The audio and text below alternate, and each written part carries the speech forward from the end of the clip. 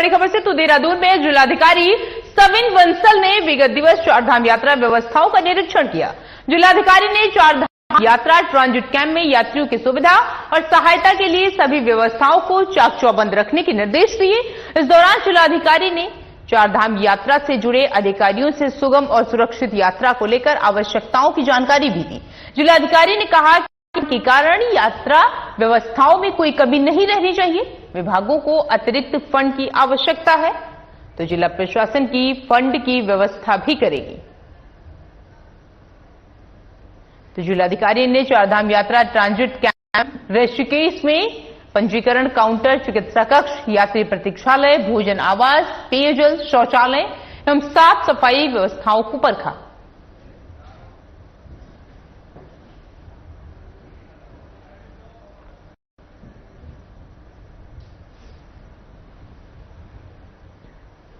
तो खबर जहां पर देहरादून से है, जहां पर अतिथि देवो भव का है और चारधाम यात्रा का जायजा लिया। तमाम आला अधिकारी मौजूद रहे और लोगों को, यात्रियों को कोई समस्याएं ना हो, इसलिए वहां की सुरक्षा व्यवस्था चाक चौबंद की गई है।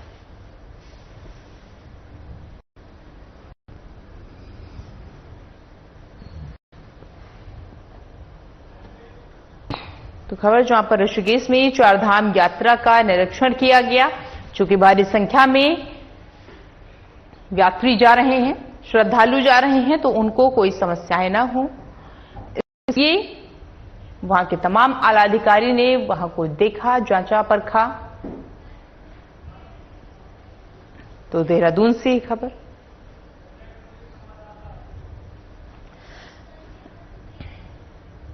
तो खबर पर ज्यादा जानकारी के साथ हमारे सहयोगी संजय पुंडेर जुड़ चुके हैं।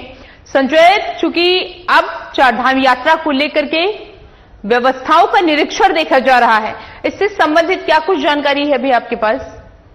देखिए, चारधाम यात्रा को लेकर हम लगातार देख रहे हैं कि जो राज्य सरकार है वो पूरी तरह गंभीर नजर आ रही है। यही वजह है कि लगातार जो उच्च अधिकारी है वो निरीक्षण कर रहे हैं, क्योंकि जब चारधाम यात्रा शुरू होती है, व्यवस्थाओं को लेकर कहीं ना कहीं प्रशासन के सामने एक बड़ी चुनौती होती है। यही वजह है कि समय अगर मुख्यमंत्री पुष्कर सिंह धामी भी लगातार अधिकारियों के साथ बैठक कर रहे हैं ताकि जो श्रद्धालु उत्तराखंड पहुंच रहे हैं उनकी मूलभूत सुविधाओं में किसी भी तरह की दिक्कत ना हो। ऐसे में बद्रीनाथ धाम की बात की जाए, गंगोत्री की बात की जाए या फिर यमुनोत्री की बात की जाए, तो लगातार जो श्रद्धालु है वो पहुंच रहे हैं और उनमें काफी उत्साह नजर आ रहा है।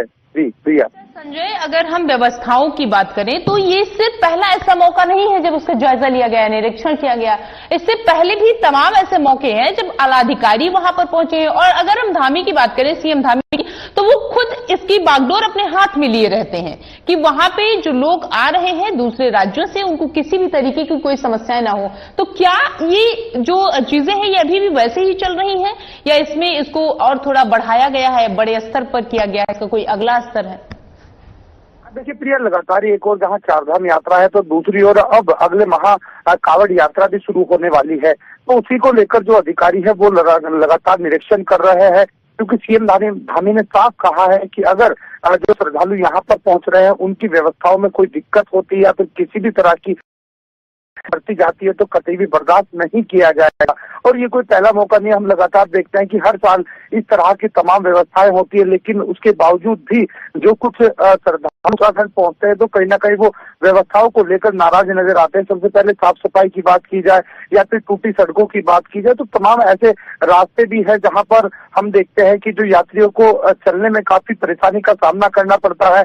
ऐसे में बारिश का सीजन हो गया, यानी मानसून ने दस्तक दे दी है, तो ऐसे में लगातार जो जिम्मेदारियां हैं वो अधिकारियों की बढ़ रही है। और यही कारण है कि अब लगातार जो निरीक्षण का दौर है वो किया जा रहा है, क्योंकि चारधाम यात्रा शुरू होने से पहले कुछ जगह ऐसी चिन्हित की गई थी कि जहां पर लैंड होने का खतरा बना रहता है। उसी को देखते हुए श्रद्धालुओं से भी कहा था कि इस बार यहाँ से नहीं जाना है और जहाँ पर यात्री चल रहे हैं वहाँ की सुविधाएं कैसी है, किस तरह से वहाँ लोगों को मूलभूत सुविधाएं का लाभ मिलेगा। तो उन सब बातों को ध्यान में रखते हुए लगातार चल रहा है और जो अधूरे काम है उन्हें लगातार पूरा किया जा रहा है।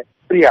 संजय, एक चीज और, जब भारी संख्या में लोग आते हैं, चूंकि उत्तराखंड में तो वैसे भी अमूमन लोग जाते ही रहते हैं, और जब चारधाम की बात होती है तो जब भारी संख्या में लोग आते हैं तो कहीं सरकार की वो सारी व्यवस्थाएं जो होती हैं वहां पर कहीं ना कहीं वो कम पड़ जाती हैं और शायद यही वजह है कि लगातार सरकार ये कोशिश कर रही है अपनी ओर से कि अतिथि देवो भव, वो एकदम मान भी रही है उनको, लेकिन थोड़ी बहुत समस्याएं, चाहे हम शौचालय की बात करें, पेयजल की बात करें, इन चीजों को लेकर के जो बेसिक समस्याएं हैं वो वहां यात्रियों को हो रही।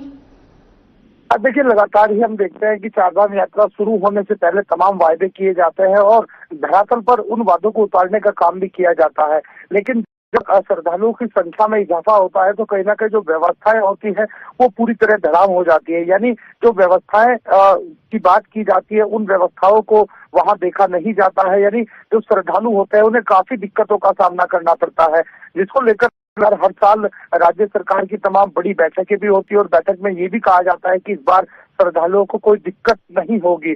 और इसी को लेकर अब कहीं ना कहीं सुधार की कोशिश की जा रही है उत्तराखंड में कि जो श्रद्धालु यहाँ पर पहुंचते हैं उन्हें किसी भी तरह की, इसके लिए तमाम ये वाली बात होगी कि अब जैसे जैसे श्रद्धालुओं की संख्या में इजाफा होगा वैसे वैसे व्यवस्थाओं को किस तरह से सरकार के अधिकारी करते हैं। जी ठीक है संजय, आप बने रहिए हमारे साथ, आगे भी खबरों से हम जानकारी लेंगे। फिलहाल अब सरकार का अतिथि देवो भव का जो संकल्प है वो सिर्फ कागजों में ही नहीं बल्कि धरातल पर भी साकार हो रहा है।